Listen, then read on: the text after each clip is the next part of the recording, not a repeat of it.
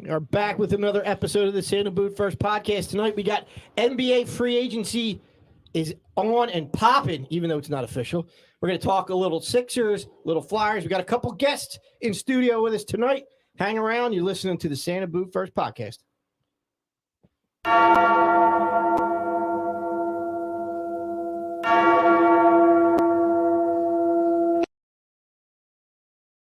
Boo, boo, boo, boo, boo, boo.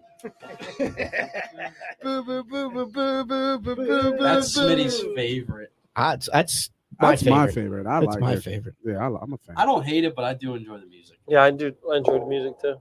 All right. All right. Well, you're not behind Bring it up with management, and we'll discuss. It's not in my contract. Good evening, folks. It's another episode of the Santa Boot First podcast coming to you live from beautiful downtown Willow Grove as I drop my phone. From the lovely Crackbell Production Studios. This is your pilot for the evening. Jim Marcus to my left. We have the elder statesman. You can't miss him tonight in that bright green. Donald Kennedy Martin. Good evening, He looks Deke. like Slimer from Ghostbusters. Oh, wow. Wow. And it starts already. Seriously, we're not 2 seconds into the damn You show. do. You look like Slimer. Kiss my ass, Smitty. How about that? Let's go. Hello there, James. How are we doing? Fantastic. Great. Fantastic. To his left, he's got to compose himself. We got Ryan. Ryan, No. what is the AP of CD, the ruthless one? How Daryl many- Morey fan club. The Just stick Daryl with- Hannah fan Just club. stick with CD. That's good Jalen enough. Hurts, The president. president of the Jalen Hurts fan club. Smitty, what's going on? Good evening. Good evening. How are you? Good. We're going to Good. see how well our Sixers blueprints work out after everything's already shaken out. Yeah. They've been ripped up and thrown away. To his left, It's not over yet. supporting the Fly Guys, Yeah, I don't Yeah, know. well, I mean, the Don. what's up? See, I like DJ. that. Nice, short, sweet. The Don. Just, how Right to the point. How How you like it? Yeah. And our first guest for the evening we have in here, Mike Appel, former writer with us with Wildfire. What's going on, Mike? Thanks for coming in. Thanks for having me. It's great being here. Ready to chop it up with these knuckleheads? I am. Feel free to rip on Deke at any time you want. The only one that's off balance here, I guess, is Brody, but he'll take it. So, if you rip on everybody else, Wait, but it's why? fine. What? Yeah. Is there an age limit? Bro, do you have kidding. anything to say tonight? I'm kidding. To Mike's left, Looks locked in. Nothing about the Flyers. not a hockey fan, this kid. To Mike's left is Brody. You like gritty? Brody Marcus. Brody, man, what's going on, Brody? Just slide that mic around because then we got to get the Oh God. catchphrase from the youngest Martin. This should be our intro right here. This Ready? should be our What's intro. up? What's Andrew up? Martin, what's up? So There it is. All right, there it is. And then behind the glass, we got us keeping us live and on the air. Nate Money Moss, what's going on, Nate? You're And coming in live with us, is he on there, Nate? I can't see him on the screen, but we got our guy he's there. Don't worry. from down under, Pat Sweeney. Pat, can you hear us? Can you hear me? We got you. We got Can you. you that music? That's the 76ers music going. Nice. An intro. I come with my own theme, guys. Now we got Not him bad, on Pat. there. I should have had something for you, Pat. I'm sorry. Yeah, Flyers music. Yeah. Little There we go. AC. Look on the back. We'll get into that. Let me. Nate, you realize that's the Sixers song, and we're doing Flyers, right? Yeah. No, I'm he's doing already all. excited. Hey, Oh, let him Trashing live. the guest all No, day. I'm My trashing God. Nate, not Nate. Why I'm are you not. trashing me? I don't know. I just That's felt like actually it. a really nice. Shut There you up. go. Old. You Yeah, said, you see- shut up. You see the sign we got up here, Pat? See the Bernie? oh yeah, Bernie. Yeah, absolutely. Well, look, I've got to bring my own theme music. Obviously, you guys are still sort of getting used to the show, which is a great job. But yeah, look, very happy to be here. And I haven't spoken to Deke in 40 years, Damn. which Not long anyway. as some people that might be a good thing. But, Oh my Yeah. God. There's a lot of people in the same room that had the same wishes. But It's a pleasure to speak with you every Thursday and on text every day. Pat, one thing. yeah. Nate, in case you didn't know, he's a LaSalle guy. Oh boy. Yeah. All right.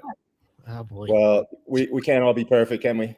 No, I guess we Ah, can. there it goes. There it goes. There we go. Oh, he went to the prep. Yeah. He's prep Oh, What do you think he's on? Now all of a sudden you're not going to see Pat. Pat's going to disappear from the screen. Pat's going to down under. No wonder he played I'll be 76. texting. That's the only way you'll hear me next. Flyers show going on here. These prep guys. I tell you. All right, Hey, let me get our Jimmy. sponsors out of the way, and then we'll get into business here. So thank you to InsurePhilly.com, the Matt Maloney agency. Get all your insurance quotes, about 10 quotes and up to 10 quotes in about 10 minutes. I'm stumbling tonight. Give Matt Maloney a call, InsurePhilly.com. Mama Mia's Pizza, keeping our bellies full tonight. Had some wings. Smitty got his chicken fingers. Yeah, they weren't good. No, not a fan of the chicken Nah, finger? no. All right. Had better ones. All right. All right. Pizza was good. But we wings love were our good. sponsor. I was gonna say, way to go. And Pops McCann's Pops McCann's whiskeys now, right? Can you keep calling it the Irish whiskeys? It's not just Yeah, Irish he's got whiskey everything. anymore. Yeah. Last week he was in here with the Wild Bill Grenier 101 proof bourbon. Excellent bourbon, very tasty, very smooth for a 101 proof bourbon. So thanks to all of our sponsors. We appreciate you guys. And let's get into it, boys. So, Dig, I know you have some things to say to Pat first. Got some flyers. And then I think Pat has some things to say to you. Yeah, he might have some more. Oh, more to I've say got a than lot me. of things to say to Deke. Pat, well, first of all, it's nice to finally actually talk to you. I know, after right? so much time. Yeah, and I'm sure you might have a few crew stories and whatnot. Yes, he was a crewmate of mine, Oh man. as well as a classmate of mine. Stroke. Stroke. Is that true, Pat, that Deke had the best stroke in St. Joe's? Well, you know, you guys are preempting. I've got plenty of these. Don't worry, I got them all now. But to kick it up, did you guys realize that? I don't know what he sort of tells you in private, but really, Deke's entire sporting career in high school was telling 8 other guys his same age to continuously stroke. Stroke. He tries to tell men now still to do that. That's actually a really elegant way to put it, more elegantly than we ever did. And thank you. No, I don't think so. Hey, and meanwhile, sorry guys, I didn't know I had to wear my sunglasses this morning, but can I just say to Deke's kids here, clearly Deke loves you guys so much. He's got his birth control shirt on tonight, so there'll be no other kids coming. Clearly. Oh my God. Oh man. This comedy might, hour. Yeah, this might be your first and last invite, dude. I Hey, was no, going to that's- ask you how you're feeling, but you know. Look, before we get to that, I want to seriously, not joke around for a second, but just say how happy I am to see Deke, and it has been a long time.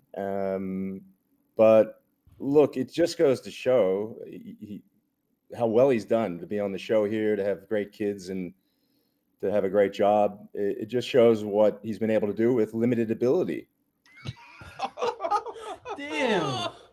I thought he was actually being. Yeah, I thought it was being nice there for a minute too. No, seriously, Deke. No, it is great to see you.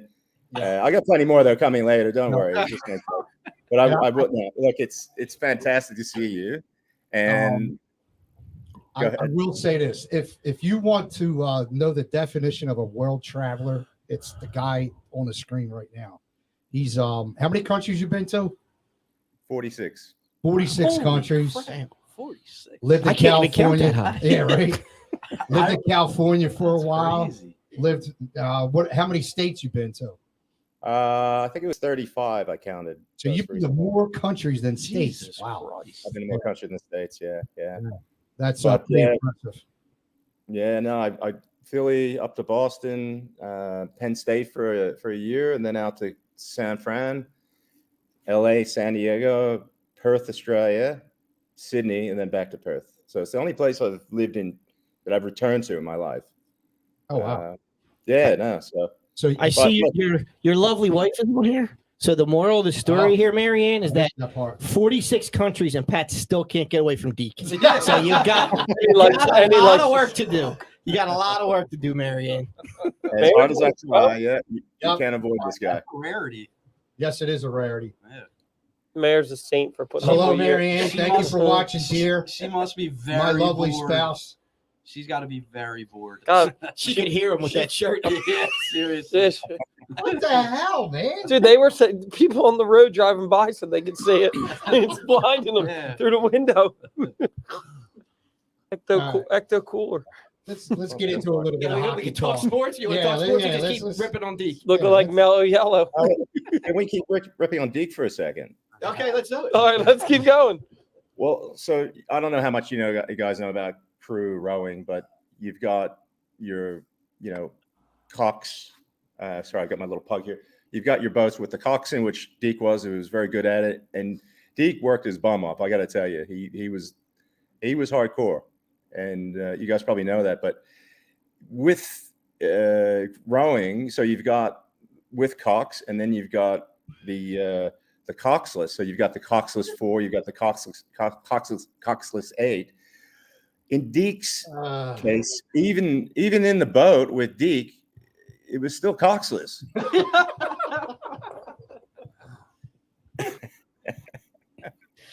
Did you write any of this down? Seriously, you've been saving this up, Yeah. right? Dude, he's coming You've been with. saving this shit Yo, for 40 he's coming. years. He's coming with fire. Oh, You got nothing to respond to, Mello? Come on. Hey. You yelling at him. Huh? All those years of you Yeah, I yelling at guess. him. And I now, guess. Stroke. You cockless. You cockless. Yeah, 40 years. I've saved it all up. I'm shot out of the cannon this Too late to morning. rescind my invite back to the States. No, Deke. No, seriously. No, it's unreal to actually speak to Deke. We used to sit and have lunch together, and yeah, it's crazy. 40 years have gone by, and yeah, it's great to see you, Deke. It really is. He's such a good bloke, as you guys know. And yeah, Yeah. I never heard of him. All right. he is. Yeah, no, he's a great guy. So anyway, thanks for having me here, guys. I'll shut up now. I keep wanting to say thank you, but I'm not sure what's going to come out Yeah, next. right. Well, think- I was going to hang on, guys. I was going to Yeah. save this for last, but I really think we should take a little look back in time. What do you reckon? Oh God. Uh-oh, he's got some What do you visual. Oh, He's God. got visual. Just a picture of Deke with Jesus. Oh man, it should be good. Yeah, not quite, but Wow, the year You know, Oh, God. we all love Deke's hair, right? No spoiler alert. They've already seen this picture. I think. No, me and Andrew have. I don't think Jim and I think you anyone put else this in the has. chat, hasn't it? Yeah, put it up. This one's been doctored though, so you haven't seen this one. Oh, damn. Oh, he's got an afro. My God. Oh, my God. No, here he is. Let's see. Can you see this guy right here? Where are we? This guy right here. Look at that hair. You see that, guys? I'm It's on the almost- left-hand side in the middle. Yeah, I see it. Yeah.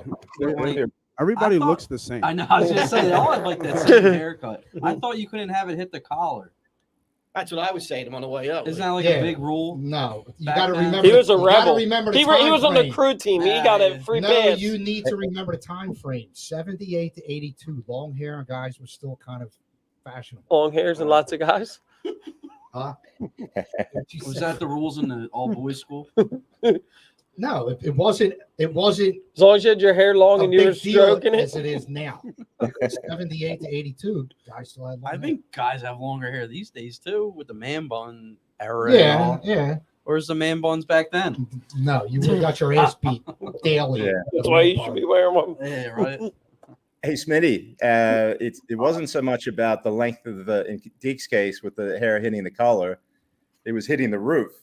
I mean, he had newscaster hair, Damn. That's and he still true. does. I Hey, can't- look, I'm barely hanging on, but I'm jealous. Yo, do you have a tie handy? Show them how you used to tie your tie. No, let's not do that. Please, let's not. Wasn't a Windsor knot? No, it Yeah, was no. it was up to here. Ah, okay. I had a clip on. No, did you? You didn't wear a clip on. Nah. Secrets revealed. Yeah, right. All right, let's get on. Let's get on to some sports. We're Yep. going first. Yep. Do we want to touch on the Phillies real quick? It seems I guess like we it's- should touch on it's a the hottest passion. team right now in town, the Flyers. No, You go there stop first? it. Yeah, They're not get, the hottest. get it over and done with. Oh, I thought you meant like the hottest topic. We got 2 minutes on the Flyers. Nate, time's up. Power play. Yeah, Pico power play. All right, we'll start. And they with- shoot and they miss. I am curious to get thoughts on the coach. To me, Tortorella is like the Larry Brown of the NHL. He Larry comes in, Brown. he puts a decent team together, makes a run, and then the players get tired of him and want to ship him out. That seems like every hockey coach, though. They last like 4 or 5 years everywhere they go. Right? It's not totally true. Like John Cooper's been with the Lightning since I think 2010, 11. So he's had a pretty good run. Tortorella reminds me a lot of Mike Keenan, a guy he'll really, I mean, it's a little bit different game today. You can't come down on guys. Yeah, which is the way you could then with Keenan. The way he could. But I like the hire of Tortorella. I think he's exactly what this team needs. If you watch, I watch the Flyers every night, and they're a team when everything's going well and they're playing well. They look like a decent hockey team, but as soon as they face any type of adversity, you see them crawl. Like they start to sulk. They sort of quit. 2 years ago, they completely quit on the season. I think they need somebody like Tortorella who's, and another thing, I think too many guys on that team haven't earned their ice time. And I think Ivan Provorov is a perfect example of that. All you ever hear about with Provorov is, he's got his 25 minutes. He's got his 27 minutes. But when you look at how he's played the last 2 years, he hasn't earned that ice time. And I think even with Dave Haxtell and with Alain Vigneault, I think part of the problem was when the team wasn't playing well, they would go after their young players. But veteran guys like a Jake Voracek or an Ivan Provorov, they always got their ice time. And Tortorella, you're going to have to earn your ice time with him. And I think that's a good step. I think that's a good step. I think he's the kind. I think this team needs that kind of coach. But in a way, I don't like it because I think he's going to make them just good enough to where they are maybe a bubble playoff team. Maybe they just barely miss the playoffs. And next year's draft is one of the deepest drafts we've had in a long time. And in my opinion, player-wise and pick-wise? So we should tank like the Sixers? I'm cool with that. I'm not saying we should necessarily tank, but, I can just see the Flyers maybe being at just outside the top 10, and then we're missing. Yeah, I would love to see them somehow miss the playoffs and get lucky and be able to draft Connor Bedard, because he's not quite a Connor McDavid or an Austin Matthews, but he's up there, towards that tier. And I think you look at all the really good teams in the league, what's the one thing they have in common? They have the young superstars. You have Colorado with Nathan McKinnon. You have the Lightning with Steven Stamkos. Even a team like Carolina, yes, Sebastian Aho, who, you know what I mean? So that's to me is what the Flyers need to do, is rebuild and get younger. But I think they're going to do the opposite, and they're going to retool. And how long are we going to do this? Yeah, we've been either barely making the playoffs or barely missing the playoffs since like 2013, 14. Yeah. And I think I can see that same pattern still happening because they just do not want to tear the whole thing down and start over again. And I think we're going to be in another cycle of, anywhere between an 8 and a 10 seed. And you think first on Tortorella, so do you think the players will react to him well? He's a hard coach, and the young guy's going to react to that well? Or are they going to just shut it down and say, I don't want to play for this guy? I think they will at first. Like when Alain Vigneault is a coach that he's not as rambunctious as Tortorella is, but he was known for being hard on his players. And you look at that first year under him, they finished the regular season on fire before the COVID shutdown. And then they went into the bubble. They won a round in the playoffs. And then the following year, I think they started out 6-2, but then right after that, they got, they grew tired of them. And I can see the same type of thing happening with Tortorella. I think initially they played really well under him, but I'll say this. I don't think Tortorella, he signed a 4-year deal. I don't think he lasts the entire 4 years. Like the last 3 Flyers coaches. Yeah, and so they'll be paying another coach not to coach here. I think Alain Vigneault has another 2 years, I think, left on his contract. I saw the other day, I want to say between Tortorella and Vigneault, they're paying $12 million in salary and coaches. So, even though, when it comes to coaching, that doesn't count under the salary cap. That's still a lot of money to be paying for, 2 head coaches and one of them that's not even coaching here. So, I'll just say one last thing because I've been going on for a while. But to me, it really doesn't matter who the Flyers coach is. Even if they fire Chuck Fletcher, I don't think that's going to make that much of a difference. I think the main problem is the people up top, like Dave Scott, Paul Holmgren, Bob Clark. They're going to be the guys that are in charge of bringing in a new GM. And I think they're going to bring in somebody just like a Chuck Fletcher who's going to adhere to we're not going to, I don't know what to think of Briere because I don't know what his GM style is going to be. I don't know, like, even if he wants to rebuild, are the upper management people going to let him do it? I don't think they will. So I think until they have a change at the very top, I think we're going to see more of the same bubble playoff team, maybe get in, maybe not. How about ownership? Well, that to me, Dave Scott's he took over for Ed Snyder after he passed. Now, I and a lot of other people, we want Comcast to sell the team and sell it to, like a regular owner like Snyder was, who cares about the team. But I mean, in a way, I don't know if I would say this is a good thing, but they're only getting about 8,000 to 10,000 people down there a night. So, that could be the one thing that's a wake-up call to ownership that says, you know what, we need to change something. But you'll read stuff about them, and they're changing things like, well, we need to change the game experience, or we need to make it. What do you call it? They made a gritty app. That's their main attraction. Is their freaking mascot. That's sad. Yeah, that's very, very embarrassing. To me, they have to they got to change the whole scouting department. Dave Scott needs to step down because he has no idea what he's doing. Yeah. I mean, you look at how the Flyers draft even. When they drafted, they want to draft these smart, cerebral, two-way players all the time, and then they pass on the skill guys. Like you look at a guy like Cole Caulfield with Montreal, 20 goals in 54 games, I think it was. He was sitting right there, even after they traded down Cole Caulfield. I mean, tell me the Flyers don't need a guy who can put the puck in the net. He's sitting right there, and they pass on him because they drafted a cerebral defenseman in Cam York, and the Flyers need to realize that this game is all about speed and skill. And until they do that, we're going to be stuck in the Stone Ages. And that worries me. You say the next draft, they have that kid that's, you're comparing him to McDavid. And Tortorella's a defensive-minded coach. And just the way they've always drafted, they don't, like you said, they don't look at those skill players. They're not willing to take it. Who was it? The kid that won the MVP for the Stanley Cup? Yeah, Cale Makar. Two picks behind Patrick. Did you say tonight? Now, the one thing I'll say about that, I remember that draft, and nobody had Cale Makar as the best player in that draft. Yeah, but it still worries me that.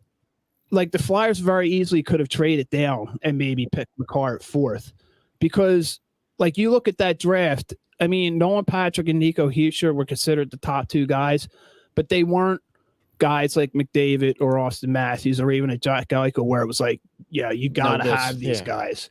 And like, how do they not look at Cale Makar and not see the obvious skill that this guy has? And too many times they'll pass on somebody like that to get, your two-way player. And you do need guys like that, but it starts with the top of your lineup having that big time skill, and the Flyers just don't have it. Pat, I got a question for you. So being on the other side of the world, and you guys, is ice hockey even played over there in Australia? But how is it frustrating for you as a Flyers fan, really? Like, is your son into it? Do you have other family there that you can talk to them? And do you get the games down there to watch them? Yeah, look, Jim, great questions. First of all, in terms of do we have it down here? Yeah, look, I had my kids on the ice at age 3, skating around. I still have a sore back from it. They love it. Look, my son, he's all about basketball. Aiden was supposed to go to the gym this morning, and I couldn't get him up either. It's about 8 o'clock here. But he's the basketball guy. You would love him. But he went to NBA, so he hasn't played since he's 15. Like he was a really good player. The competition's good down here. I mean, it's not Canada, it's not the US, but there's a lot of mainly, expat Canadians who sort of coach. Eventually I was able to play goalie and ice. Like, in high school, we didn't have a team. I didn't really have sort of the support as a kid, and it was always my dream. I mean, you'd see the jersey I'm wearing, and this guy right here is just an absolute legend who other than Bobby, inspired me. So like I brought all that down here. It's funny with the jersey, just talking about when I would be out with the kids on the ice, and then I went up coaching. Luckily, I was able to help coach the goalies. And meanwhile, my kids were forwards. So I have a daughter, Emily, who also played. She actually went up representing Australia in World Championships. Nice. In Sweden. I believe it was Sweden. She went to I think Denmark another time. So, but when you ask about sort of what do the people know about hockey, well, I wear this jersey. I wouldn't, because it says number one parent, but to everyone down here, it looks like I'm saying number one parent. Right. And so there's a little difference, but look, it's my favorite game in the world. I just live and die Flyers, and Michael, I can't disagree with anything he said. He's put it perfectly. It's literally what we're all going through. It's very frustrating. It's sad. It's just another end of the season. You watch another team put together great players and a system, and you can tell it's from the top down. And that's what Michael was talking about. I agree. I think it's, the ownership. You can't have a massive company run a hockey team. There's just, and we were lucky enough in our lives to see, Miss Ed Snyder, live and die and passion and, everything left on his left it out there, his heart. And you're just not going to have a company do that. And then you get into things like, which is really frustrating when you mentioned Cal McCarr. Getting back to Hexy, look, I was a Hexy fan, being a goalie, and I just love the Flyers. I love Ron Hextall. He wasn't the greatest goalie, but he was all about winning and grit, which is what all you guys around the table and all us Philly fans expect and want. He wasn't that good of a GM though. No. And I think it's the old boy school system of bringing back ex-players as coaches, etc. I mean, Bobby Clark was not a good GM. He's the greatest hockey player to play for the Philadelphia Flyers, but in my opinion, the Lindros thing, you can look at it a heap of different ways, but in the end, Bobby was part of the reason it didn't work either. So you've got to get, you got to get that culture change, I guess. And it starts at the top, and it really does come down to getting talented players. And I'm with Michael. Hey, look, let's just do the process in Orange, and get some really, sort of generational players that are going to make a difference. Torts, everything you said about Torts is right. We know what we get with Torts. Yeah. Torts, he'll wind up throwing, the water cooler at the wall before probably January. And that's part of, that's more interesting than, I read about they've got I don't know if they still have it, but they've got the demolition room in the Wells. Yeah, they do. Send Torts up there because he's going to be bashing everything. But that's like you were saying. It's not about gritty. It's not about all this other stuff, social media. It's about putting a good product on the ice. And I've been hanging around waiting since '76 when we were going for the three-peat. And it's just really frustrating. So Michael put it perfectly. Let's get some new people. I don't think Chuck's the right GM. I think we've got to look at, and the worst part thing, and then I'll shut up, is going back to Hexy. Apparently in that draft, all the scouts were asking to take Cal McCarr. Like they were all saying take McCarr, and apparently, and this is only what I read, and I think it was Sam. Is it Carici? Carchidi, yep. Carchidi, yeah. So Sam had an article a little while back, and he said that all the scouts wanted Cal. And Hexy said no, and Bobby Clark said he would shut the door. He's doing it, and that was it. It was his way or the highway. So, look at Cal McCarr. He's literally the next Bobby Orr, generational player, and great. Nobody picked him at the top, number 1, 2, 3. But if our scouts did, then why is the system so broken that the GM goes another way, and we get Nolan Patrick. You know, I feel sorry for the guys that had really bad injuries, but even at the start, he was just kind of a big, slower guy. I don't see how he was up there with Nico in the first place. I may be wrong, Michael, but anyway, that's all I can say because I'm getting worked up. It's frustrating. It is. And I hate to say the stink of the old Flyers because they were great teams, but that's what it is. It's the ghost of the old Flyers still hanging around. That's part of the problem because I was watching Nick Kyprios, who I don't know how familiar you are with him. He actually came up in the Flyer system, played for the Maple Leafs. He was on the Rangers team in '94 that won the Cup, and he was talking about he's never seen a team that has so many alumni hanging around and that has such a big influence on a lot of the things they do. And I watched an interview with Dave Scott not that long ago, and now Bill Barber is like another guy that they brought in to sort of like, you know, be a consultant and stuff like that. All these guys still have that, you know, 70s mentality of, you know, you do need big bodies. I mean, you look at Tampa and Colorado, part of the reason why they went from talented teams that disappointed in the playoffs to Stanley Cup winners is because they needed to add some size and stuff like that. But that's all the Flyers ever look at. And I think a lot of it has to do with, you know, Clark, Holmgren, Bill Barber. They still want to, Tyson Forster, a guy they picked in the first round 2 or 3 years ago, big guy, skating needs a lot of work. You know, okay, he's got a great slap shot, but like I don't know if the guy has the foot speed to ever be an impact in the NHL. And then like they pass on a guy like Lucas Reichel, who might be a little bit smaller, but he's a lot more skilled. So until they get out of that, you know, 70s type mentality, and they realize you need these skilled guys, there's not really a lot of hope for this organization. Yeah, I was just gonna say, like, we talk about the Sixers and how their all seasons have been very similar the past 3-4 years. I feel like the Flyers, it's been the same thing for the last 30 years. It has been. They just recycle these old guys, whether it's players, coaches, or ownership. And it's clearly has not worked at all for them.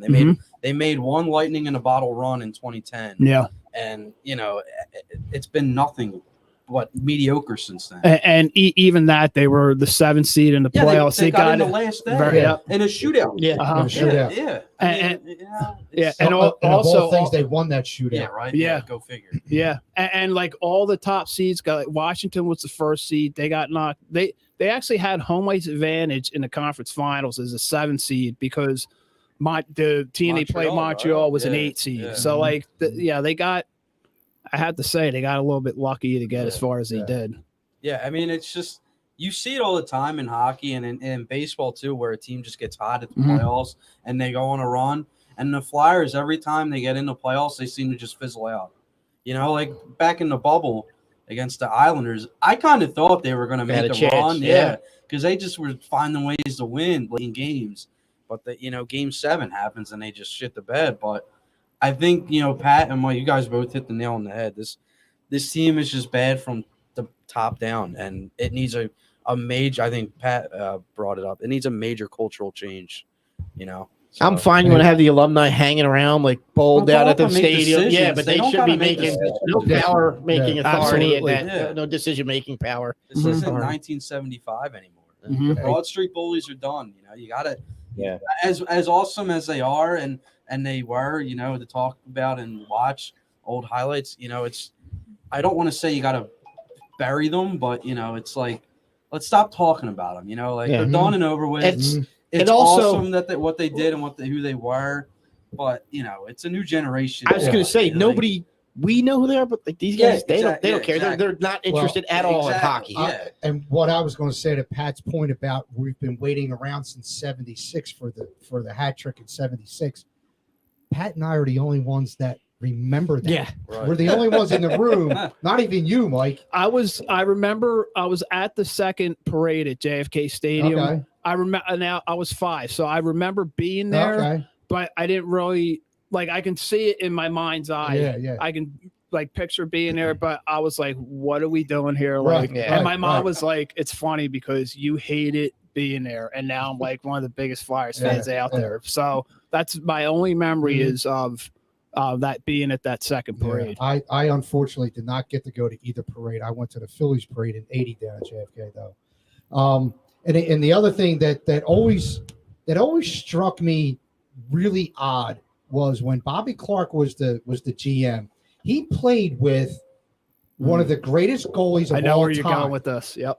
And he refused to draft a top-notch goalie. He always went back Van Beesbroek and these I don't want to say washed up, but nearly washed up veteran goalies. Clark was the 90s, right? The GM. GM in the 90s, yeah. I know he played in he retired in '85. Okay.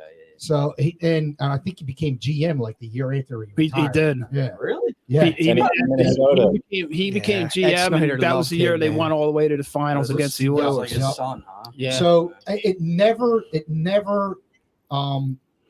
computed in my brain why he would not pick a top-notch goalie.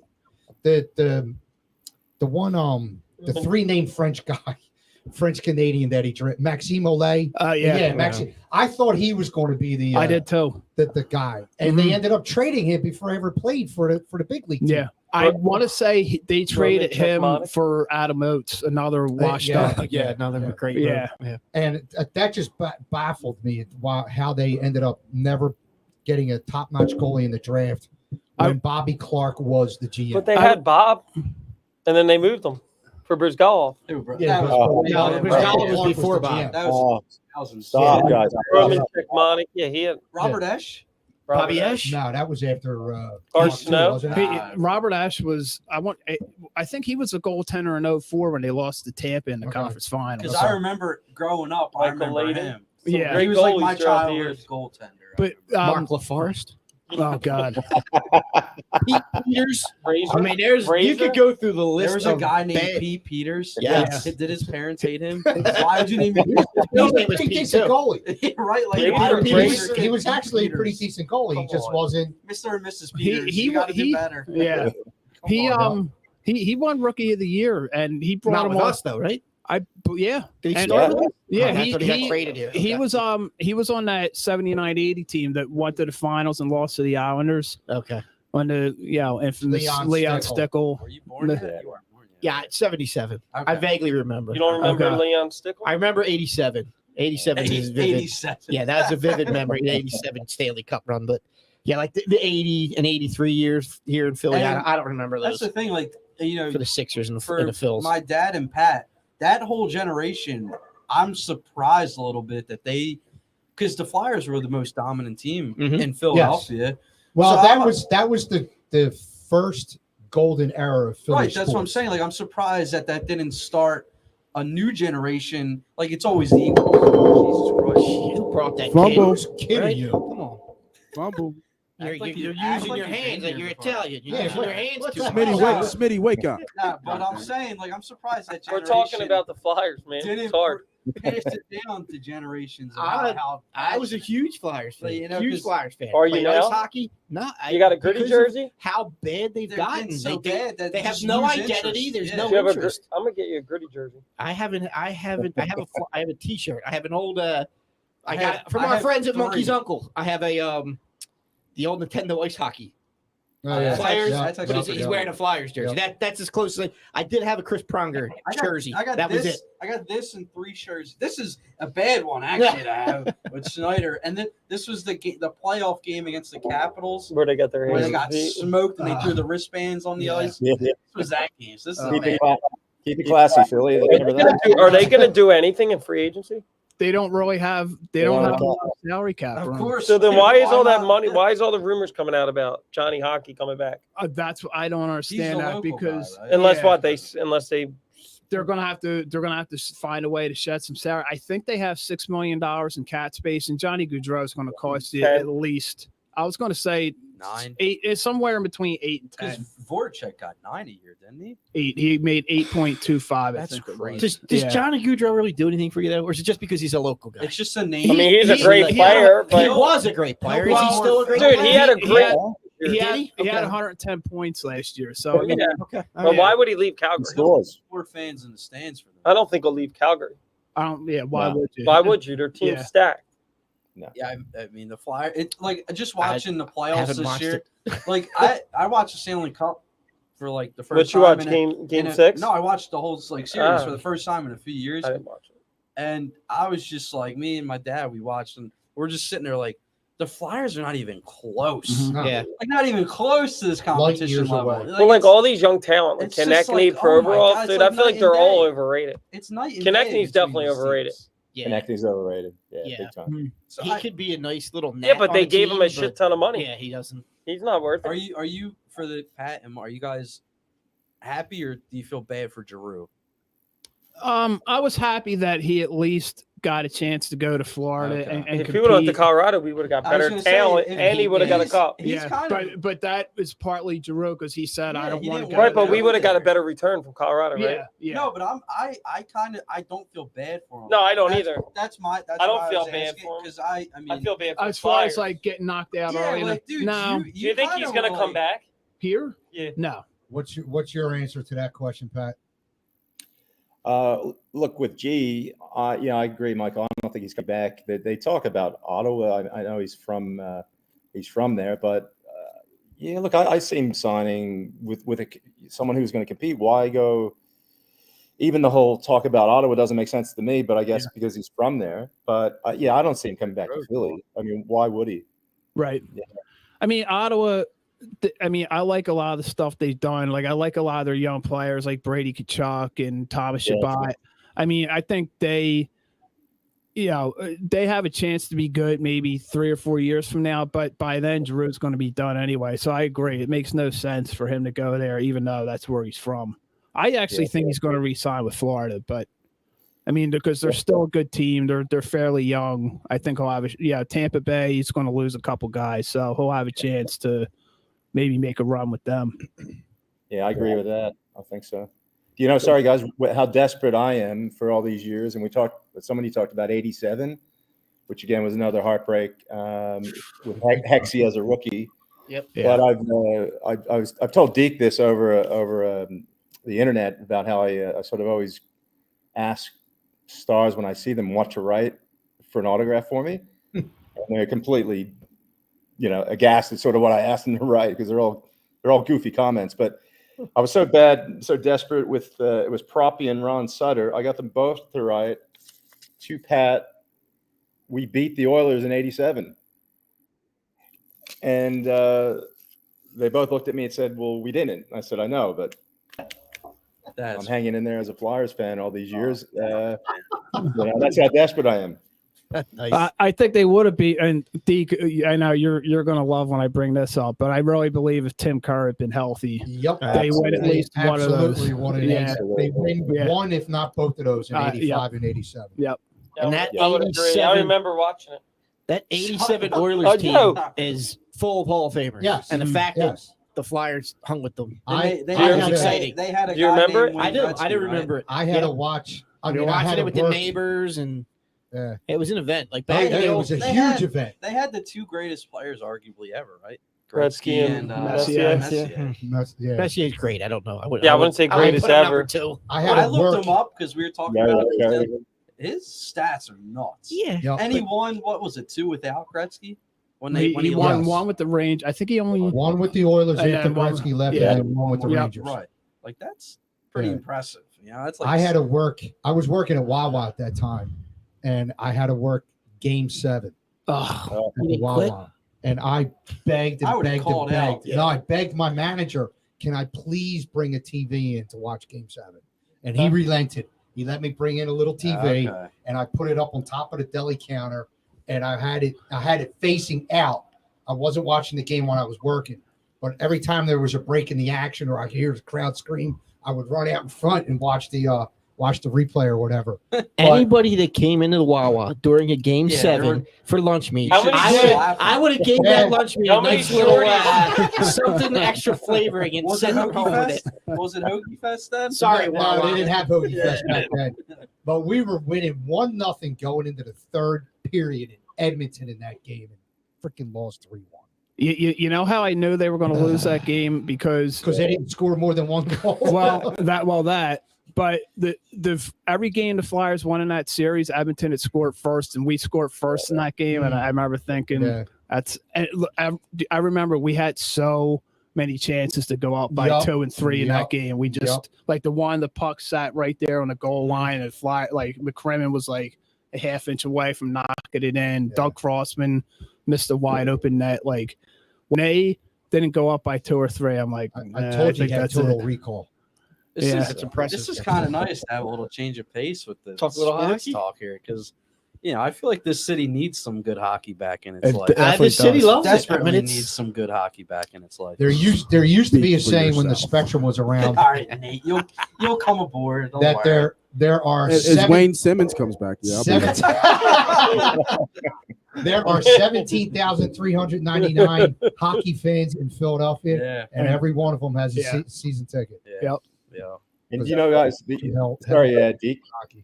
What's that? Sorry, guys. Sorry to cut in there. The other thing, going back to the 70s, I know we're sick of the 70s and the Broad Street Bullies and all that, but it really sort of sums it up. Back then, opposing teams would all of a sudden, players would get sick. They called it the Philly flu.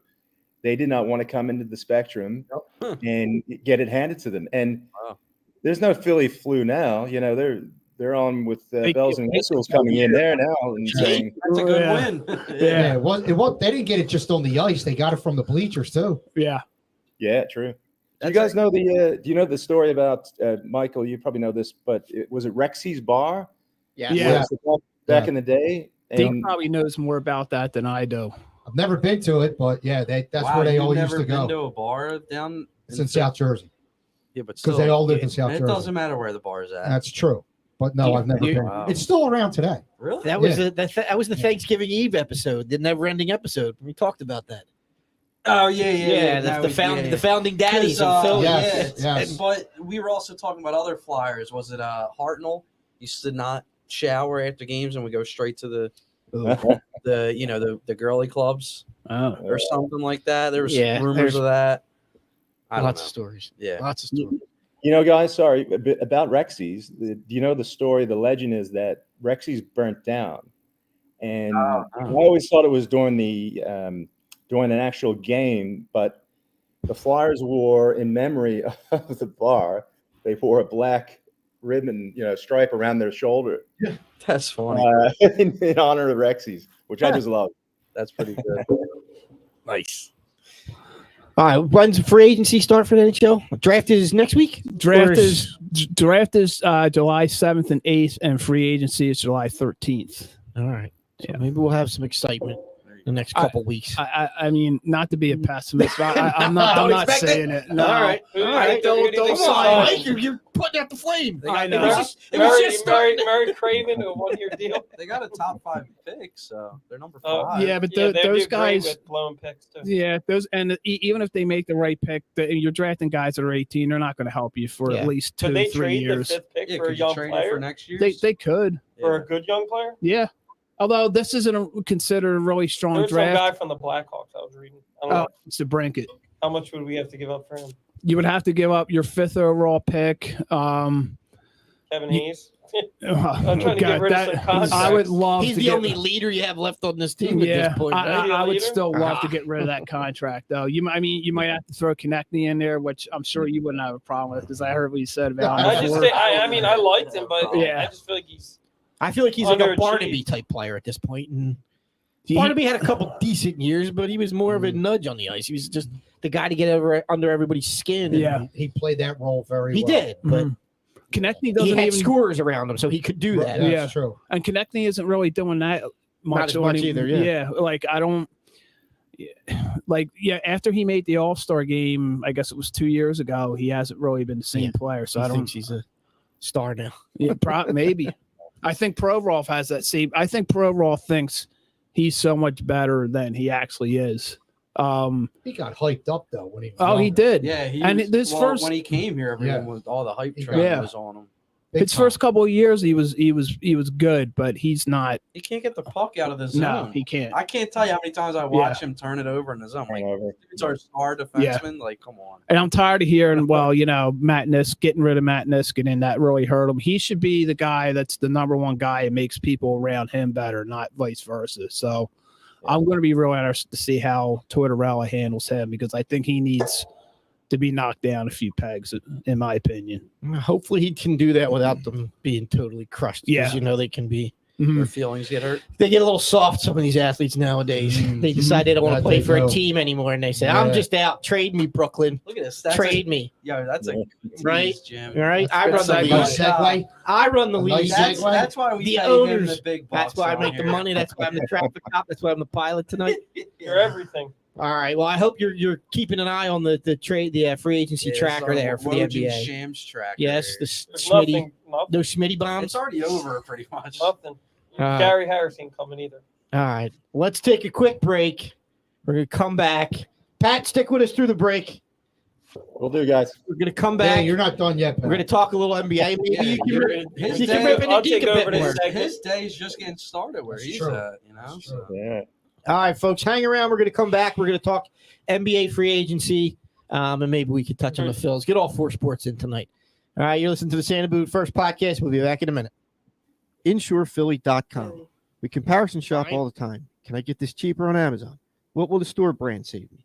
Should I get a second estimate on this remodel? So why not do that for your insurance needs? Better yet, why not have someone comparison shop for you? At InsurePhilly.com, you can get up to 10 quotes in about 10 minutes with top insurance carriers like Progressive, Travelers, Nationwide, Selective, Liberty Mutual, Encompass, Kemper, and Berkshire Hathaway. Owner agent Matt Maloney provides top national carriers with top local service. Just go to InsurePhilly.com to get your quote online or call Matt at 215-300-9590. For all your insurance needs, auto, home, life, business, and Medicare insurance plans, make sure to go to InsurePhilly.com today or call 215-300-9590. Matt Maloney gives you the national carriers you recognize from a local company you can trust. InsurePhilly.com.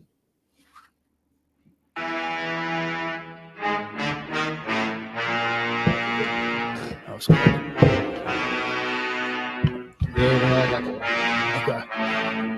Yeah, that was quick.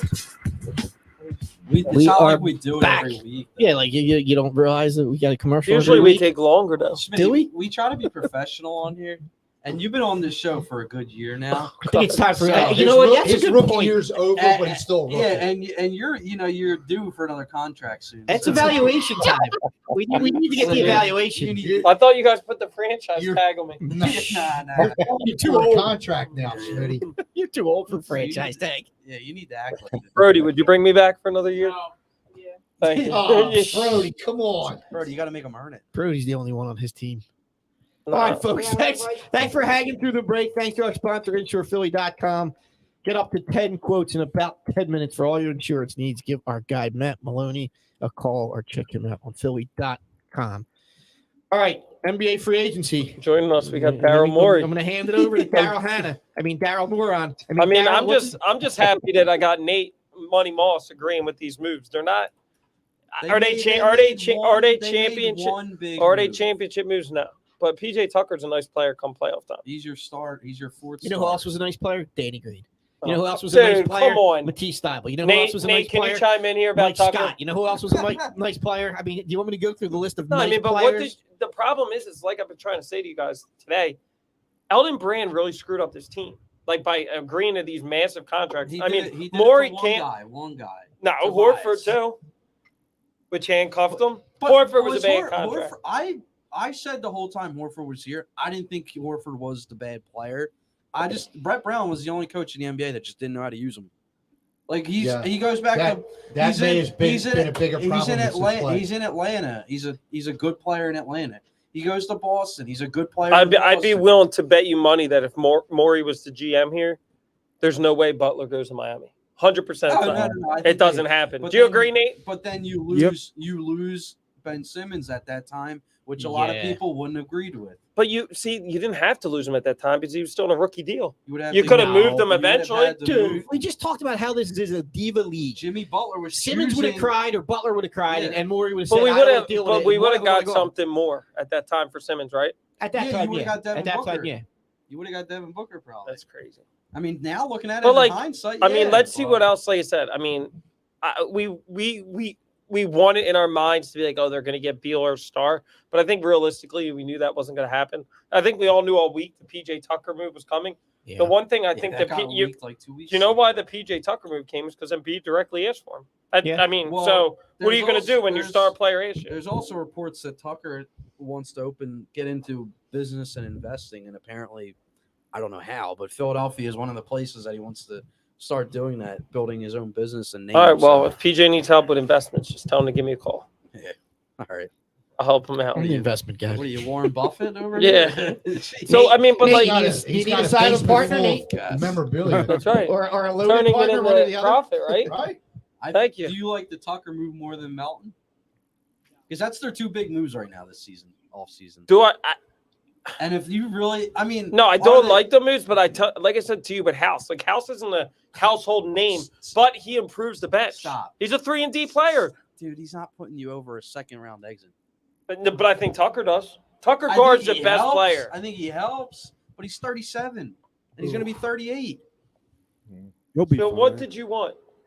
I would have liked to see I want him Magic, be more aggressive. Magic, Like and what? Daryl Morey to do something. Like what? What was out there with the money they have? I want you to tell me. Kyrie kind of screwed things up. Well, Kyrie, supposedly they offered antics. Kyrie a 3-year deal. Yeah, I did Get see your that. flashlight on, man. I'm sorry. Sorry. They offered I mean- Kyrie a 3-year deal. I don't believe that. Why not? Why not? And then he didn't want to play with Harden. Tampering. So That would be tampering. I agree. Jim's right. I don't think that because they would get in So, trouble. like, what moves did you want? I'm just saying. They Harden took less money. I mean, well, the moves weren't so much about this all season. They screwed up in the previous season, off seasons. I mean, how many years have they tried to rebuild this bench, and it's just the same thing every year? I feel like come this time next year, we'll be saying, "Oh, you got to improve the bench." And Daniel House isn't the answer. Like, no, you guys know my thoughts. Like, they screwed up with the Harden trade. They could have gotten 2 or 3 role players I didn't hate that the would have trade done at the same time. thing that Harden did in the playoffs. Actually, Well, would have done better than Harden in the playoffs. I think you got to wait. And now we wouldn't have been But- strapped. At the time, I didn't hate the Harden trade. I don't hate the Harden. I don't hate the trade. Harden I don't trade hate at the all, and Harden Harden's trade at taking less money. I'll No- give him that. nobody- Take less money, be a better player. Is that going to happen? Don't tell me his Like, videos over the summer. There's not a I don't lot of give- stars that would have taken less money to come back. Yeah, No. 47 million. I mean, maybe he's going Yeah, to kick like- back from Michael Rubin at Fanatics, I but I'll take it. yeah, I Props respect to the man Harden keeping for to his doing word. I respect that too, but maybe he also realized there wasn't a market for him, like Kyrie. No. I don't agree with that. And Russ Westbrook He would have got the money. Somebody would have paid him. Maybe not the $47 million, but He would have. He's probably going to get more. He could get more in the open market than he's probably getting from the Sixers. I mean, just remember, he's just getting into this kind of point guard, going into he's the been later doing it point for of his a year career. and a half now, though. This guy has more excuses Like, than he's- Carson Wentz. He still Oh my averaged God. 20, 10, and 7. That right. That's Like, what I'm I'll saying. take that. Like, did he? And he wasn't even. And he flat out admitted that he hasn't. Hey, he didn't have himself in the best shape for 2 years because he didn't want to be in Brooklyn and he wanted to be in Houston. Like does So he you can't shrivel just up in flip the big switch. moments? So let's see what he does. Yeah. With it. Yes. He does shrivel up in big moments, Yeah, but he that's didn't why want you have Houston. Embiid. Dude, they were one game away from the finals. No, the last 2 years when he had to be in He Houston won, and He won Brooklyn. MVP. No, he didn't care about being Are in you talking shape. about 2019? I'm and talking about the bubble? last 2 years. Yeah. I'm talking about Yeah. the last 2 years. He's flat out admitted that he didn't put in the time. He didn't want to be in Well, Brooklyn then- or Houston. Dude, you got to be a better professional. I was Well- gonna say that's the kind of player you want on your he team. is like You gonna give that guy a if max he comes contract? back, he's not getting a max I contract. know he's not getting a max. What's he getting? 38? No, I read he'll like get 3 years, 30. 90 maybe. he'll probably get 35. I'm good with 3 years, 35 90. range, I'd say. But he's not going to take that because Tucker's making 33. He's going to want more than but Tucker. Tucker's making 3 years, Dude, $33 million. He's It's not making 11 $30 million a year, not 33 million. Tucker, he's Yeah. making 11 million. That's Not- why when you not guys, I thought he was getting 30. No, no, all right, that's all what right, that's all why right, I'm saying. Like So he's got- everybody's beating up No. the signing. Yeah. So, but like what I'm saying, Harden will get 30 a year, not over 3 years. So, And I 35 guess a year. Maxey gets a max now. If I mean, looking if he's at these not traded- contracts, if no. he's not traded, I don't think he's going to trade. so by Harden accepting less money, Right. What kind of a player would the Sixers be able to bring in as a result of? I mean, do they? They already brought him in tonight. So it was Tucker. PJ Tucker and Tucker. House. He's going to be And the House. fourth starter. Yeah, Tucker, it was. Tucker just made himself into the fourth. But here's the starter. thing: like Okay. Harden could have easily said, like, "I'll take my $47 million and screw you guys." So Tobias Harris is going to be your fifth starter then, or Yeah. I He's don't. gonna- he's Unless gonna they have move to him. be. I Unless think Tucker comes off the bench. Then who's your fourth starter? You don't have Danny Green. what are you going to say? You can't start. You're not going to say Thibault. House, are you? No. You can't start Niang. Melton? I think Tucker starts. I think it's Tucker. So Melton you would play be Tucker at the 3? either him or Yeah, Tobias. because you got. That's I why think- I I think. think That's why I Tobias think is a Tobias four. is going to get moved. But who I wants don't like- Tobias I- at this point? Because what did Tucker play last year with Miami? The Four. 3, didn't he? No, the I thought he four. played the 4. It was That's what I- Bam at the 5. Yeah, I thought he Butler played at the the 4. 3. I don't like him at the 3. There's too many guards. That's why I'm too saying that quick. you trade Harris. You got it. Why do you have to trade Harris? Because Harris, Harris, he's not worth. Harris is a He's- 3 in like, this Like league. I understand we want every player to be great, like, but every position Harris doesn't have to is be like- like an no, no, no, all-star. Dude, Harris's Ha- best Ha- years are as a 4, not a 3. Tobias isn't the problem. I don't hate Tobias and I don't hate his I hate the productivity. contract. The contract is so bad you can't afford that. As one But of at the your time, you top had to pay options. him. No, you didn't. No, you didn't. They were forced into that because they panicked because Butler said, "Screw you guys, I'm going to go to Miami." Exactly. So what are you going to let Butler and Harris walk? Why No, not? but you Why don't- not? I mean, What do you mean? Why not? You could. You have a ton of money. For who? Hey, Kevin I was- Durant and Kyrie Irving at the time. No. I mean, No. at the time. No, stop it. I mean, you Let's could- be realistic. You No, lost one star. You they weren't going to lose the panicked. other. I'm being realistic. I just don't like Harris at the 3. If you're going to tell me Tucker's at the 4, Harris's production at the 3 was bad. The best years he's had in Philly is when he's played the 4. I mean, we complain so much about this bench. Am I right? Why not As a Tucker forward, come he's off been the better. bench? because Is why I'm- you're paying him too much. You're not. Tucker's not coming here to come off the And, bench. and yeah, he's your fourth star. He started for Miami last year, and he started. Didn't he start for the Bucks? Yes, When they won the championship. Yeah, he's not Yeah, coming off. The yeah, bench. I guess he starts. He's Yeah. not coming off the bench. but I also think Tucker probably has a little bit more offensive production here too than he did in Miami, and I think he'll average here a little bit over 10 I'm to not 12. looking for offensive production. No, I'm just- looking for him yeah. that dog defense. I think I'm looking he. for I his think he defense, his knows his rebounding. role coming. And he's tough. He's a tough, kind of old If school. anybody player. messes with Embiid, he'll be the first one to scrap up. Well, that's what I'm saying. It got Embiid's approval. So That's what I'm saying. A little bit of me is like, all right, yeah, I guess. you know. So we have to run every move by they should. Embiid. I mean, if you wanna Embiid- keep him- Embiid is If Embiid carrying- tells him to go get Durant, you think they're going Embiid to is try? carrying that franchise right now. but It's how the league goes now, Deke. I know, but players shouldn't be running the league or a team. LeBron runs the league. He don't just run the Lakers. He tells the league what to do. That's why he's a goat. So Pat, are they clamoring for Ben Simmons to come back to Philly down under? Oh no, they don't want him anywhere near Philly or Australia. Yeah, So, what Yeah, is the what was his reaction thought of when he that? didn't play in the Olympics? It I probably- was just going to ask Oh. that Yeah. question. it's just another one of those things, you know. He didn't want to represent his country. He with 1 year at LSU didn't apparently, you know, attitude and just use it as a sort of entry into the NBA, which a lot of people do. But yeah, just no heart, you know. That's the thing that really that is apparent. The guy just doesn't have. You talk about gritty, you know, and grit. Philadelphia just doesn't have it. And yeah, people here were really disappointed. And then you see Matisse come down, and he was a legend in that Olympics for Australia. And then he couldn't do shit for the Sixers. Well, now he can't. You're right. You're right. That'd be nuts. Like I see him in the Olympics against like the prime talent, and then he Yeah. comes to the league and he has his balls between What- his legs. I was going to ask you guys about Matisse. Like, what do you think with the future? You know, I think they're I going to think we treat got him. PJ now. Like, do we move Matisse, and how do you move Tobias's contract? It's easier to move Thibault because his contract isn't Yeah. as bad. You as have to move Tobias. Thibault. You can't the- play but him the and thing Tucker is, together. Matisse, I think, had a big drop off in the Oh, a playoffs. huge shot. He Yeah. looked lost. He's going to be He didn't get the shot. for performance reasons. He's going to be tough to move. the thing that killed. You don't think somebody will Thibault is- take him second team All NBA twice in a row? I think you'll He get had a something for huge him, but it's not. drop-off, man. And even in the playoffs, his And defense. his- and his wasn't on. defense- well, he wasn't sucked. allowed to play half the time because he didn't get the shot. No, in the playoffs against that Miami His in Miami defense series, really he wasn't fell off all too. that great on defense. I agree. Butler lit him up. I mean, what the hell can we get though? Butler lit everybody up. Like I think you have to package Thibault with Harris and hope to get something. And Furka. Yeah, that's They all fine. gotta go. And They all Shake, take Shake. they can have any of them. Well, they just gave. I get it doesn't mean much, but Shake just got an extension, right? Yeah, but No, he just picked up his option for $1 Was it million. an option? Yeah, $2 million I option. thought it was an extension. No. Okay. I mean, Yeah, not that it means anything. but- now that you've added Melton and Tucker And House. and House, and then they're still in talks with this Eric Gordon trade.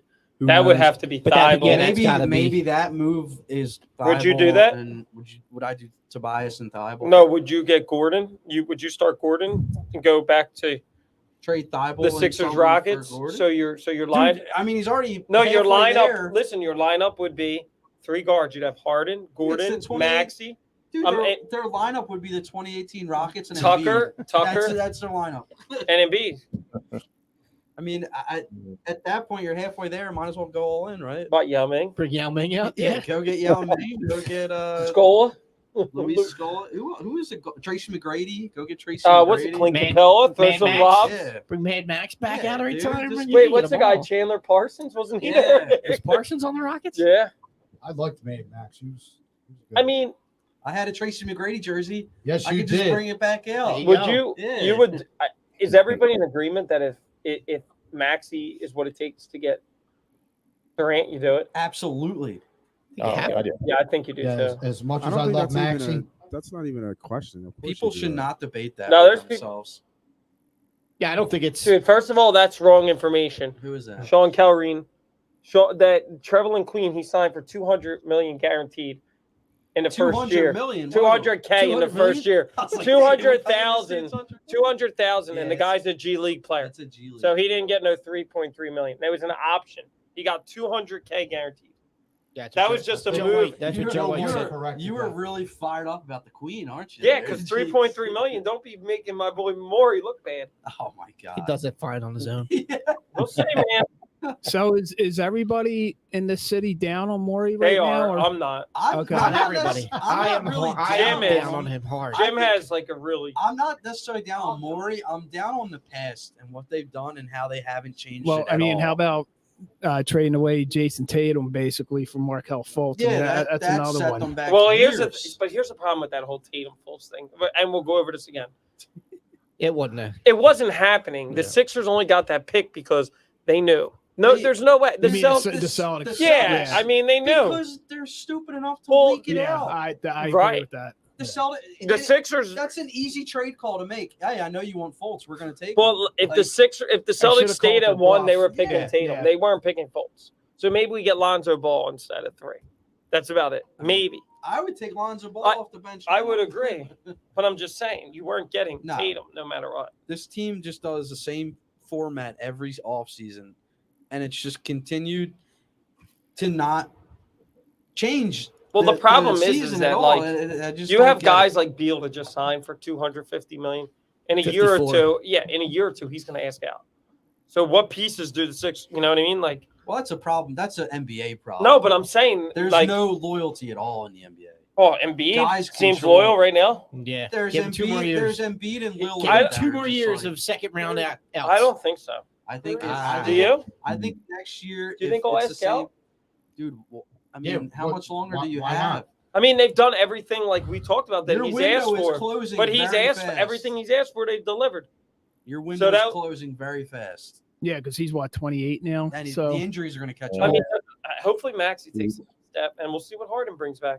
I mean, if Max, if If Harden plays like he did the first 5 games as a Sixer, like, could you if- imagine? But here's the thing, Smitty. You keep saying if. You know, I mean, how many more years are we going to deal with that? Are they still not the third best team in the East? I think they are. not. I think they are the They're third not? best Who team. cares better? what Bucks. rank they are? They The can't get out Bucks. of the second So round. that's why they Bucks, signed Celtics, PJ and Heat Tucker. are the top That's 3. PJ Tucker can get you out of the second round if you have to play a team like Boston and you have somebody to guard Tatum. I'm not going to believe anything until I Well, see actually, it because I it's the same I think damn Boston has a thing year hangover. after year. don't think We've Boston- read this book over and over. We've Harden seen was- this movie over and over. Harden was supposed to be the guy that got him past the Yeah. second Yeah. round. And he Yeah. takes 2 shots in the But second also, half. let's remember, like if 6. Embiid's healthy, or that's the problem. That's the main problem. Yeah. We spotted Miami 2 games. True. You can't tell me if Embiid's healthy, that we don't win one in South Beach. Well, But it's all. But here's the saying that. problem: we all sit there and say, like, you talk about the Sixers every move,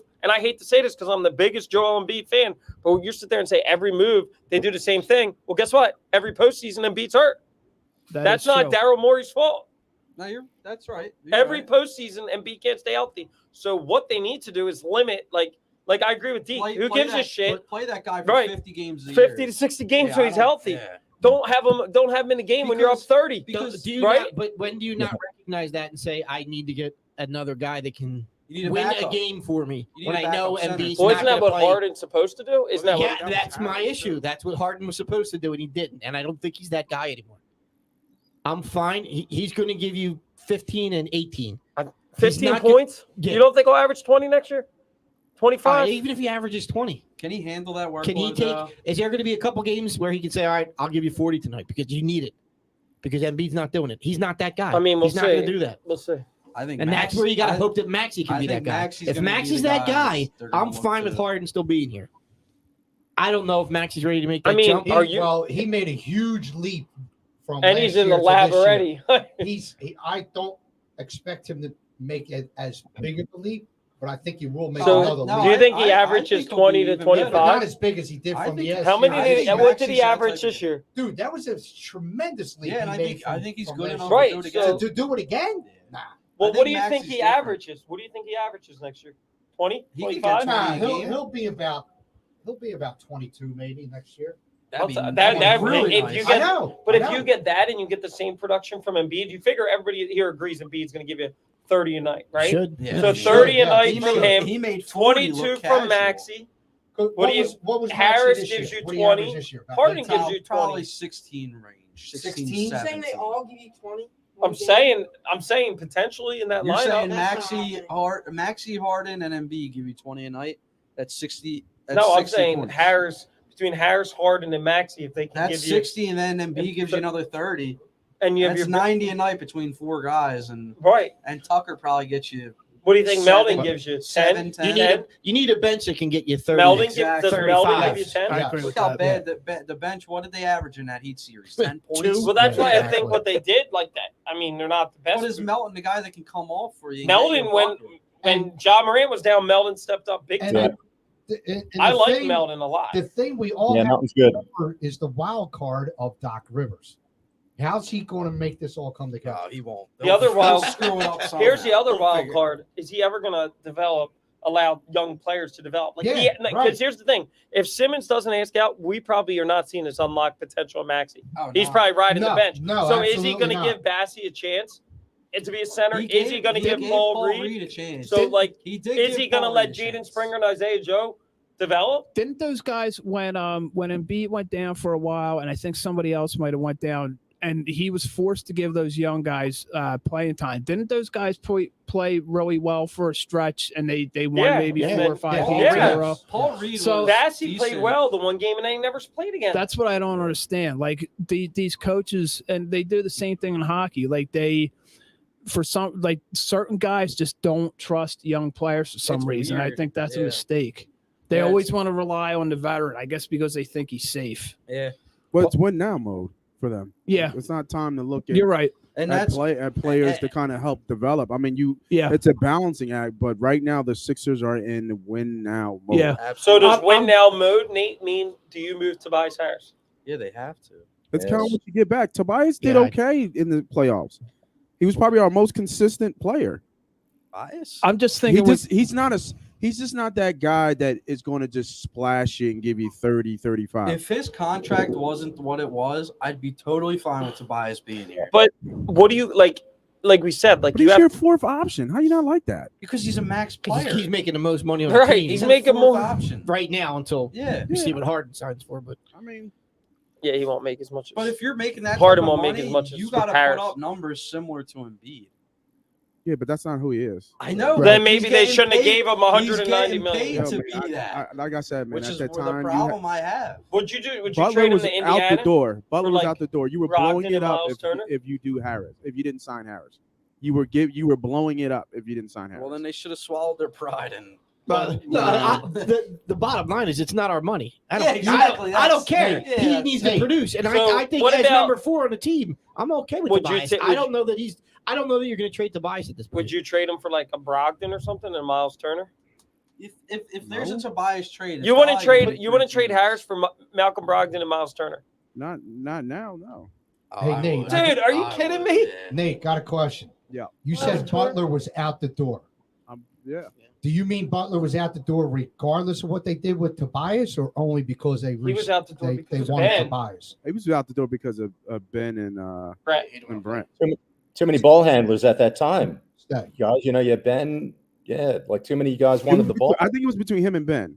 I also like don't think the if Sixers they offered decided to him back 5-190. Butler, if they decided to back Butler, He stays. then he would have stayed if he knew they couldn't have that. We all know what Butler is. We've seen Butler. We've seen Butler even at Miami. You see almost like a fight on the court during the game. Yeah. You know what I'm saying? wish So they never we know what Butler is. There's no way they would have been able to keep that type of alpha dog mentality with Ben Simmons and Brent. But I also think the there's no way. Sixers screwed up. They didn't offer Butler the full 5-year max. They were worried about. They only offered him 4. They never offered him the 5-year 190. You can't tell me Butler leaves $50 million on the table, just like Bradley Beal wouldn't let $50 million. The Sixers screwed that up. Yeah, they screwed. They gave him a 4-year deal because they were like, oh, he's not going to produce in 4 years. If anything, he's better because he takes care of himself. I heard you trying to chime in there, Pat. What were you going to say?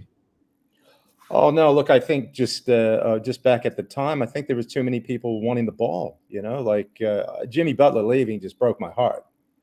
Yeah, Philly fans just loved him. And my son always tells me, "Oh, you could have had him. You could have had him." All the guys that left, and could have had Jason Tatum. Could have had this. Could have had that. Jimmy Butler. I mean, the guy's just the whole story about him being out on the street and getting to where he is now, the thing's a movie in itself. Yeah. And we had Ben, then look what happened to Ben. That was part of the problem. We didn't know Ben was going to turtle, So, is that what they call it down under? Turtle? Yeah, he turtled. He went in the shell, He just turtle. He didn't want to dunk the ball over Trey. I mean, come on. That's a little more polite than what I say. Yeah. No, they wanted to keep believing. Right, and at the time, that was the right that move. It wasn't to, the right to keep Ben. Yeah, it was. It was terrible. Yeah. Every GM would have kept Ben. It was terrible move, dude. His potential was. We all said we would have kept Ben. Yeah. No, I was the only one. I've been hating Ben Simmons since he was born. Like there's tons of tape. I've never been a Ben Simmons fan. I knew it as soon as how you just know. I think I told this already. You just go into like the yard or like the schoolyard back in the day. And you just see like the guy who's like a good player, but you just know he's soft. Yeah. You just know he's soft. Yep. Or he acts tough, but you just look at him. You're soft. You're cotton. I know it.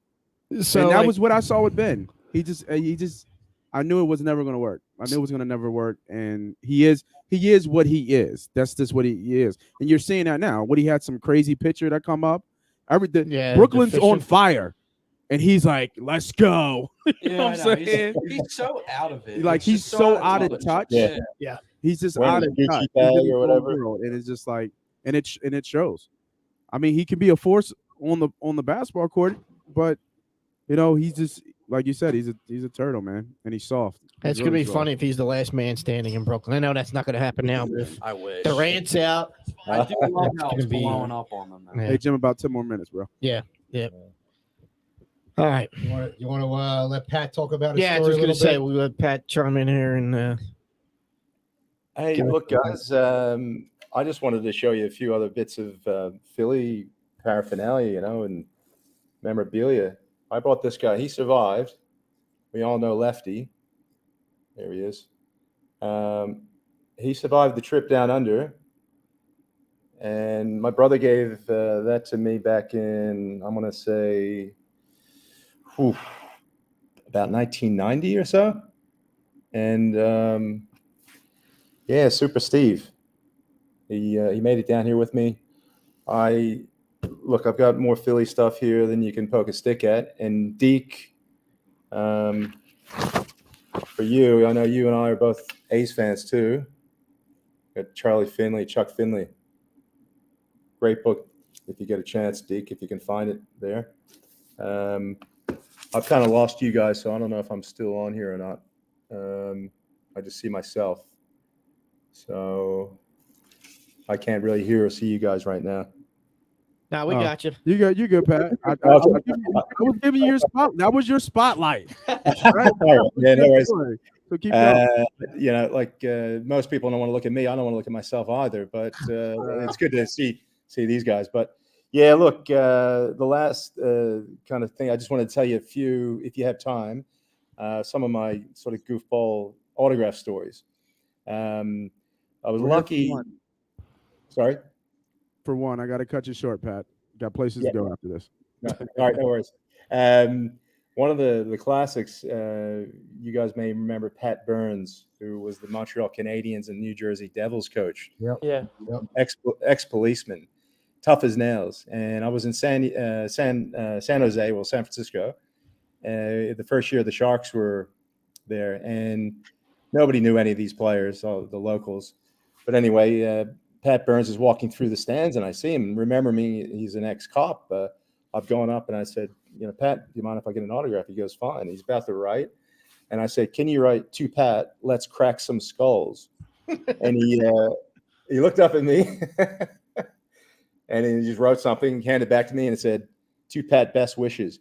Now, he's the only guy who didn't write what I've asked him to write. Oh, wow. Real quick, the other guy I asked to write the same thing was a guy by the name of Perry Anderson, who was, you know, he had a cup of coffee with the Sharks in 91, 92.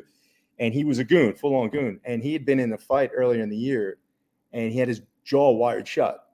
So I saw him in the passageway in the stadium, and I came up and said, oh, Perry, can I get an autograph? And he's got his mouth on, and he's going, oh. And so then I started acting like I was an interview. I go, so what do you think of the Sharks now without you in there? And, you know, what about the Kings? Are they going to catch us?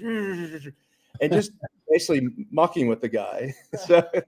So finally I said, can you write to Pat, let's crack some skulls? And he did. So I've got it here as proof. But yeah, plenty of fun times requesting my ridiculous autograph quotes. Hey, real quick, if you want to give us your cancer story in a nutshell, if you could. Yeah, look, real quick, guys. It comes down to if you feel something that's not right, get it checked out.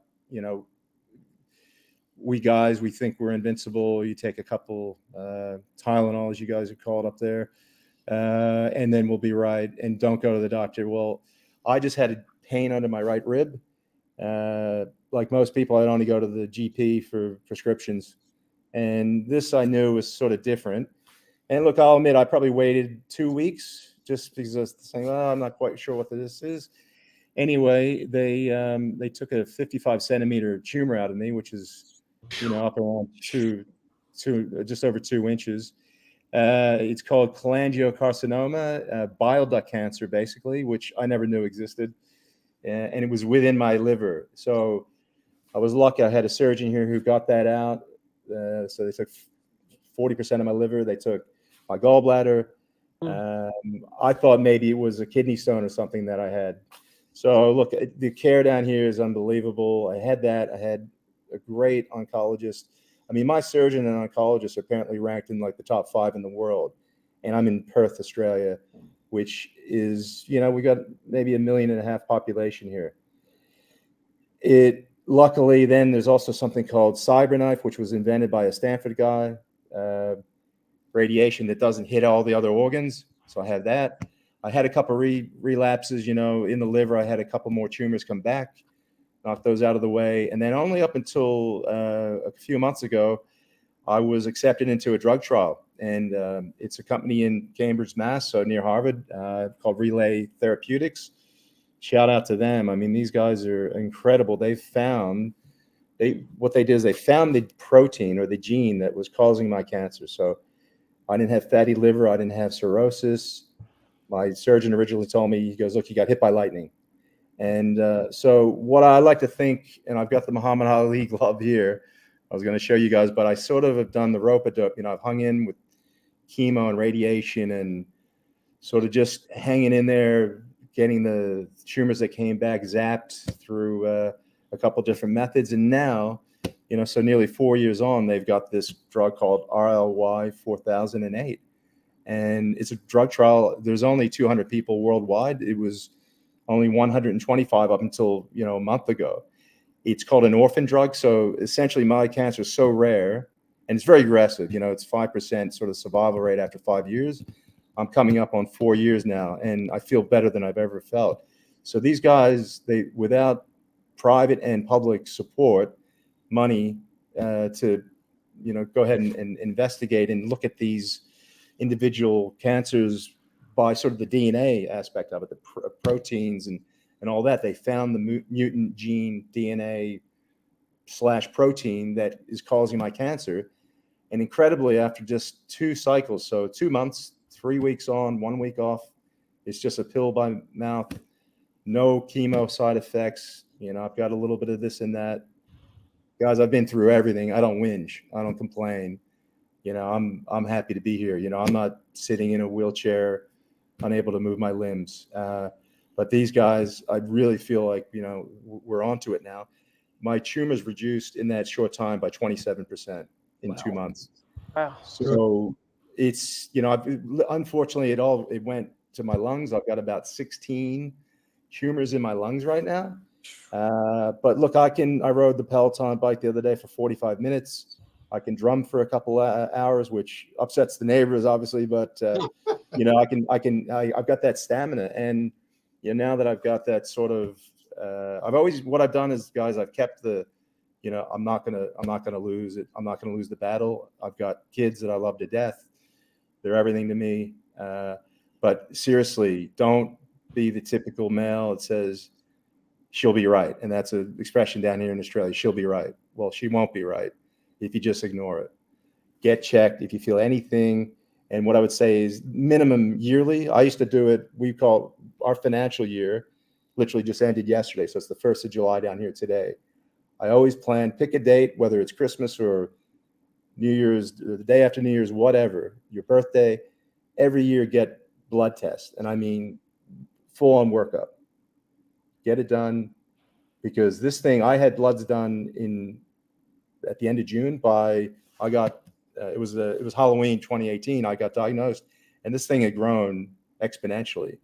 So get things checked out, guys. That's all I can tell you. And believe in science. The doctors, just listen to them, get a second opinion if you need. But look, I'm here for, unfortunately, I'll be calling into the show for at least the next 25 years if you guys will have me. So yeah, that's really it. As long as you have more Deke stories, you're always welcome to call out. Yeah. Hey, speaking of Deke, one more before you kick me off. How come everybody gets a seat, but Deke is forced to stand? I don't. Man. I'm sorry, Deke. I don't have anything to reply to all that, but I will say this. Knowing you grew up in Port Richmond and sitting at the lunch table with you all those days and talking and hearing that Port Richmond accent, it's weird as shit to hear this Australian accent on you. It doesn't compute in the brain yet. It's going to take me a few more phone calls to figure this out. That's it, St. Joe. Yeah. And Pat, thanks for sharing your story with us. I'm glad to hear that, you're doing well, Yeah. Keep fighting the good Keep fight. fighting like hell, man. Yeah. Yeah. Appreciate it, guys.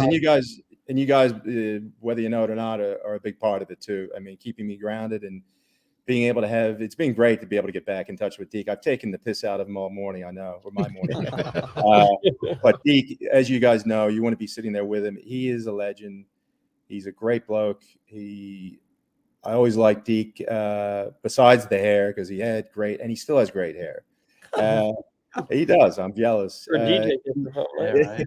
Yeah. He's a down-to-earth guy.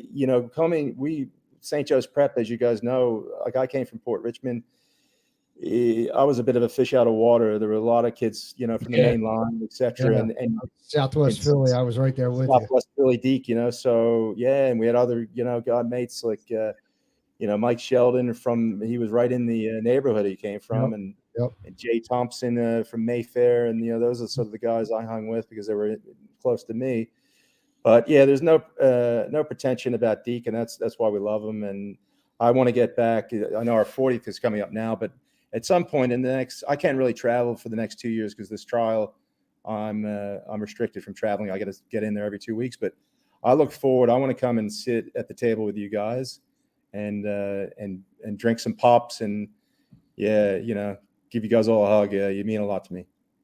Definitely. We have a seat here for you. Absolutely. We will look forward to it. We will make sure that happens when you're back here in the States. Sure. We love hearing that, Pat, and we look forward to it and can't wait for that to happen.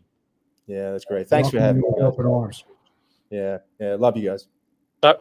You too. All right. Well, Pat, thanks for hanging out with us from down under, early morning. Thanks to Mike for coming in, hanging out with us. It was great having you. Thanks for coming in, Mike. Dude, you wake up way too early, man. You need to rest those eyes.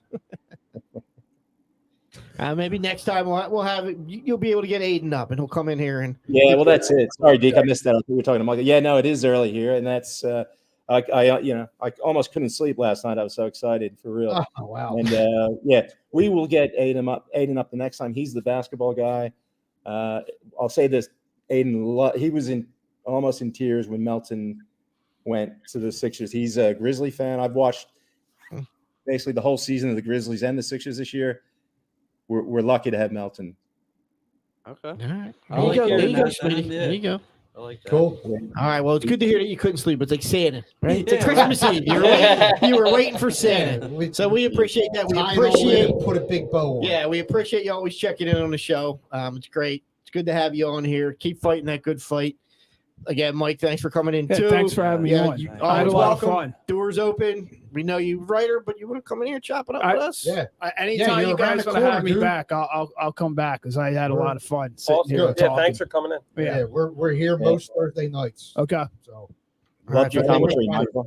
Okay. Love your commentary, Mike, on the Flyers. Yeah, good it was stuff. great talking hockey with you, Pat. Yeah, really good luck with everything. Yeah, appreciate it. Good on you. We'll be off next week because Nate's got to go to the happiest place on earth. That's why he's chopping at the bit to get out of here. He's got a flight to catch in the morning. So Nate, enjoy Disney. Nice. You know, I've told you, it's not a vacation. It's not a vacation, but you'll have fun. Yeah, Are we going comfortable shoes? Comfortable shoes. Yep. All right, folks. Thanks for hanging out with us on another episode of the Santa Boot First podcast. We'll see you in a couple weeks. Enjoy the 4th. Yep. And as always, be excellent to each other. Take care, folks. Yeah, that's us. Our most serious podcast. I think this the one here. Turn the beat up. Just a little bit.